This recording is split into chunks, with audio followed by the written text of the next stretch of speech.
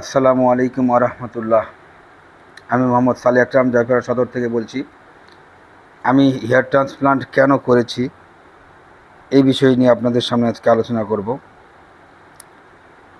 টাক হওয়ার পর একটা মানুষের যে কতটুকু দুশ্চিন্তা বেড়ে যায়, এটা যার হয়নি সে কাউকে বোঝাতে পারবে না। টাক হওয়ার পর মেন সমস্যা হচ্ছে আপনার বয়সের তুলনায় আপনার বয়সটা আরও অনেক বেশি দেখায়, ফেসেরই পরিবর্তন চলে আসে, আত্মবিশ্বাসের অভাব একদম হারিয়ে ফেলবেন। অনেকে নিজের লুক নিয়ে অস্বস্তি বোধ মনে করে, সামাজিক ও পেশাগত জায়গা থেকে অস্বস্তি বোধ তৈরি হয়। মানসিক চাপ ও দুশ্চিন্তাটা এত পরিমাণ বেড়ে যায়, অনেকের মধ্যে হীনমন্যতা ও ডিপ্রেশনের লক্ষণ দেখা দেয়, যেটা আমার ক্ষেত্রেও দেখা দিয়েছে। আত্মসম্মান কমে যায়। সামাজিক সমস্যার কথাগুলো বলি আমি। বন্ধু মহল সহকর্মীরা ঠাট্টা মশকরা করে, অনেক সময় টাকলু বলেও ডেকে থাকে।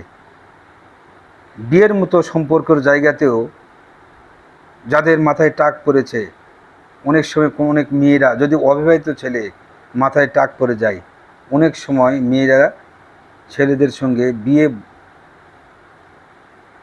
বসতেও অসম্মতভাবে তাদেরকে মানে প্রত্যাখ্যান করে আর কি, যে আমি টাকলু ছেলেকে বিয়ে করব না, সে যত বড়ই চাকরিজীবী হোক, যতই ধনাঢ্যশালী ব্যক্তি হোক, আমি তাকে বিয়ে করব না, এরকম একটা পরিস্থিতি চলে আসে। পেশাগত অবস্থায় যেমন বিভিন্ন মিডিয়াতে যারা কাজ করে, বিভিন্ন গুরুত্বপূর্ণ জায়গায় যেতে হয়, টাক মাথা হইলে অনেকেই ঠাট্টা মশকরা করে, বিভিন্ন সমস্যা আর কি।